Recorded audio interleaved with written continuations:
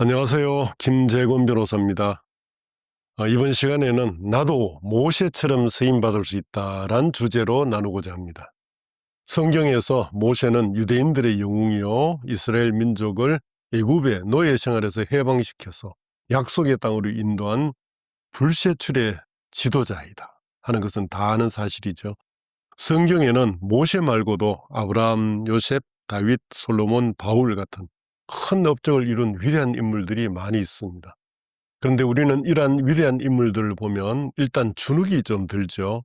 수천 년 전의 전설 같은 사람들이고 성경이라는 하나님의 말씀으로 된 고귀한 책에 등장하는 범접할 수 없는 위인 내지 영웅으로 여겨집니다.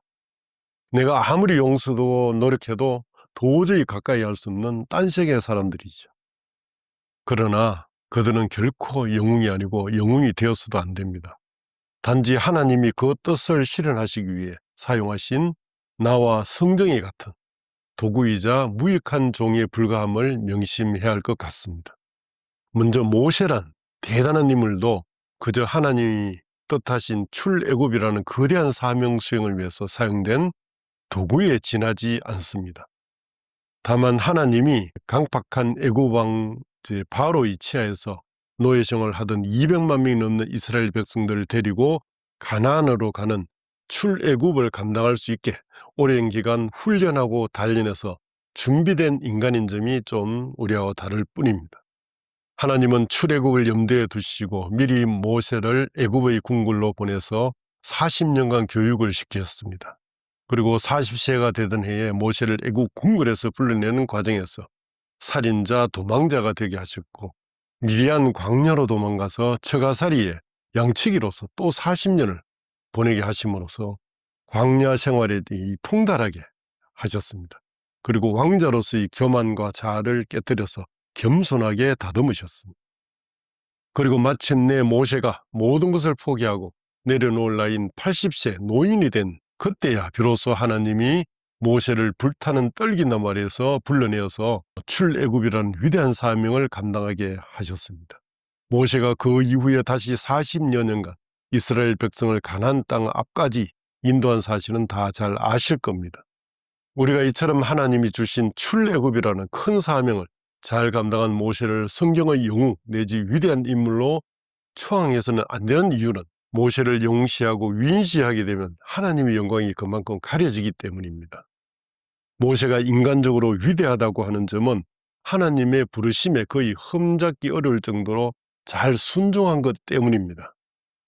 아브라함, 요셉, 다윗, 사도 바울도 수많은 고난 속에서 하나님의 부르심이나 말씀 실천에 자신의 삶을 다 바쳐 순종하고 충성했다는 점에서는 똑같이 위대하게 보여집니다.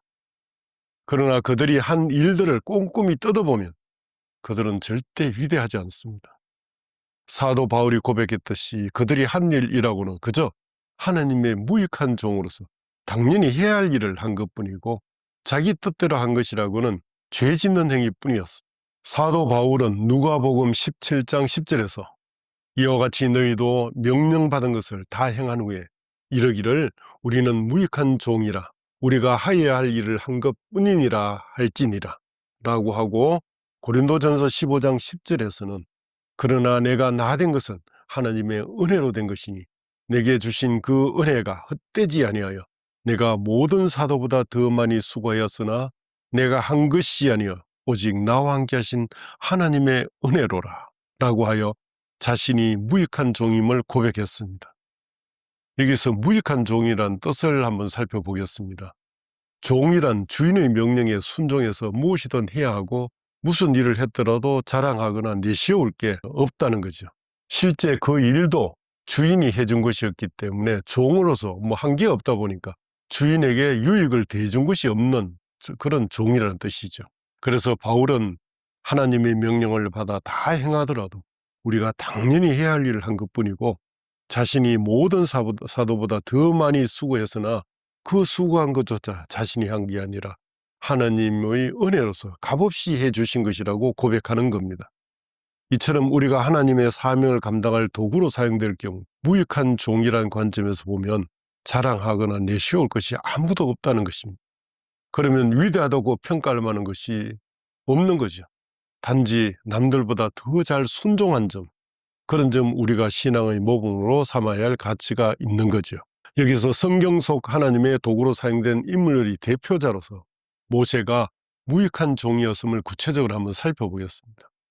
하나님이 떨기나무 아래에서 모세를 불러서 너를 애굽 왕 바로에게 보내가지고 내 백성 이스라엘 자손을 애굽에서 인도하여 내게 하겠다고 하시자, 모세는 저같이 보잘것없는 사람이 어찌 바로에 가고 이스라엘 자손을 애굽에서 인도해낼 수 있겠습니까? 라고 두려워했습니다. 그러자 하나님이 내가 반드시 너와 함께 있겠다라고 안심을 시켜주셨죠. 그럼에도 모세는 이스라엘 자손이 자신을 배척할까 봐 두려워서 하나님께 이스라엘 자손에게 가서 누가 너를 보내시냐고 물으면 어떻게 대답할까요? 라고 또 자신감 없는 질문을 했죠. 그러니까 하나님이 스스로 있는 자, 아브라함의 하나님, 이삭의 하나님, 야곱의 하나님을 너희에게 보냈다고 하라라고 답했죠. 그러자 하나님이 모세에게 너와 함께 가서 할 말을 가르치겠다 이렇게 얘기했죠. 근데 모세는 그 하나님이 그 말뜻도 이해 못하고 다시 말 잘하는 사람 좀 보내달라고 요구했습니다. 이에 하나님이 사람이었다면 화낼 만한 그런 상황임에도 하나님은 화내지 않으시고 모세의 말 잘하는 형 아론을 붙여주셨죠. 그 뒤에 애굽 왕 바로를 찾아가는 과정에서도 하나님은 모세에게 바로에게 할 말을 다 가르쳐 주셨어요. 그런데도 모세는 하나님께 나는 입이 둔한 자이오니 바로가 어찌 내 말을 들으리요? 라고 이렇게 망설이기도 했습니다. 그 이후 출애굽 한 이후에 가나안 땅을 바라보는 가데스 바네아까지 가서 이스라엘 백성들을 인도하는 그 과정에서 모세가 한 일들은 자신의 생각이나 계획, 노력이 아니라 하나님이 시키는 대로 행한 것이 전부입니다. 백성들을 불기둥, 구름기둥으로 안전하게 이동시키시고 만나와 메추라기를 공급하시고 먹이시고 또 옷과 신발이 헤어지지 않게 해주시는 등 백성을 돌본 일은 다 하나님이 하셨지 모세가 한 것이 아무것도 없습니다.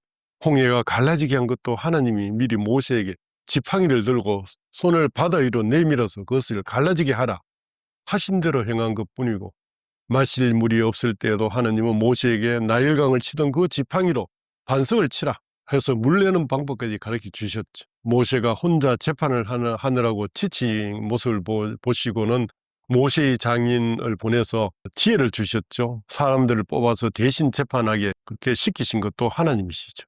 십계명이나 율법도 모두 하나님이 주셨고, 하나님이 친구와 같이 항상 모세와 대면해서 또 말씀하셨고, 모세는 그 말씀대로 준행했을 뿐입니다. 그러나 모세는 잘 순종하다가 약속의 땅을 앞두고 마지막에 하나님이 반석에게 명령해서 물을 내라고 하신 것을 지키지 않고 불만을 터뜨리는 이스라엘 백성들에게 화가 나서 자기 생각대로 지팡이로 바위를 내려쳐서 물을 내게 됨으로써 이스라엘 민족의 목전에서 하나님의 거룩함을 나타내지 못한 일로 인해서 결국은 모세는 약속의 땅에 들어가지 못하고 죽게 되죠. 이런 모세를 보면 참 답답하지 않나요?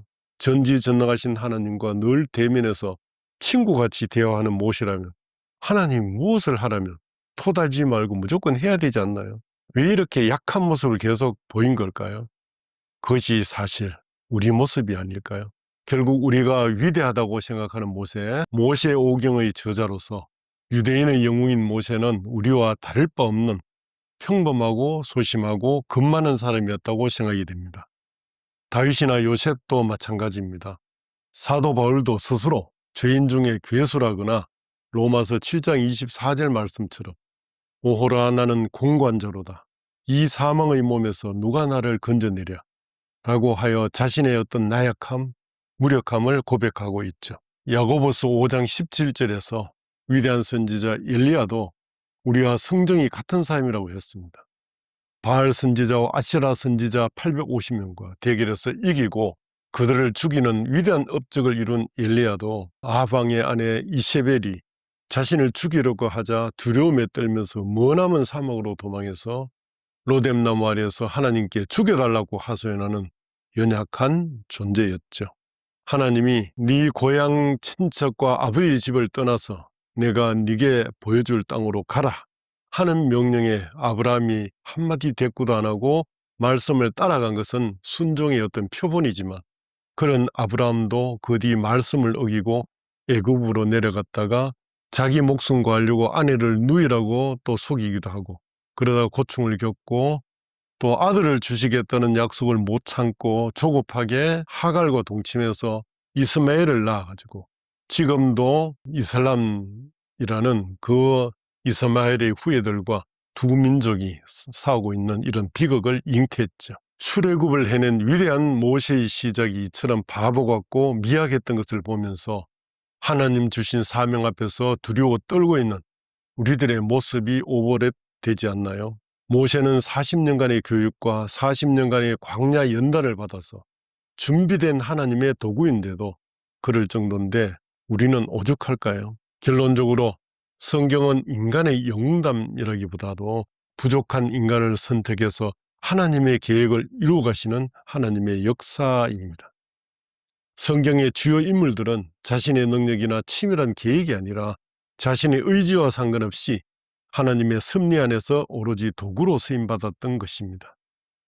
고린도전서 1장 27절 28절은 하나님께서 세상에 미련한 것들을 택하사 지혜 있는 자들을 부끄럽게 하려 하시고 세상에 약한 것들을 택하사 강한 것들을 부끄럽게 하려 하시며 하나님께서 세상에 천한 것들과 멸시받는 것들과 없는 것들을 택하사 있는 것들을 폐하려 하시니라 라고 하셨죠. 성경을 관통해서 하나님이 사람을 쓰시는 기준을 보면 대부분 믿음이 부족한 자, 즉 양치기이자 80세 노인인 모세, 또 양치기이자 소년인 다윗, 노예로 팔린 어린 요셉, 우상 만들어 파는 집의 아들 아브라함, 또 하나님과 적대적이었던 사울, 즉 바울 같은 사람을 연단시키고 자아를 깨뜨려서 겸손하게 낮추신 후에 이렇게 사용하신다는 것을 우리가 보게 됩니다. 자, 그렇다면 우리처럼 부족하고 미약한 사람도 하나님께 얼마든지 쓰임 받을 수 있지 않을까요? 설마 하나님이 나 같은 것을 쓰시겠어? 라고 자책하지 맙시다. 제가 50대에 이르러 기도할 때마다 하나님의 도구로 사용해 달라는 기도가 지속적으로 이렇게 나왔습니다. 결국 이렇게 유튜브를 통한 말씀을 이렇게 전하는 도구로 사용하시려고 그런 기도를 계속 하게 하신 것 같습니다. 하나님이 우리를 앞으로 어떤 사명을 위한 도구로 쓰실지, 어떤 방법으로 쓰실지는 알 수 없습니다. 그러나 각자의 달란트대로 가장 적합하게 그리고 선하게 사용해 주실 줄 믿고 늘 준비하는 마음으로 하나님께 이렇게 맡기는 삶, 하나님을 아는 지식으로 무장한 삶을 살아내다 보면 어느 날 하나님이 모세처럼 사용하고 계신 내 모습을 보게 될 줄 믿습니다. 감사합니다.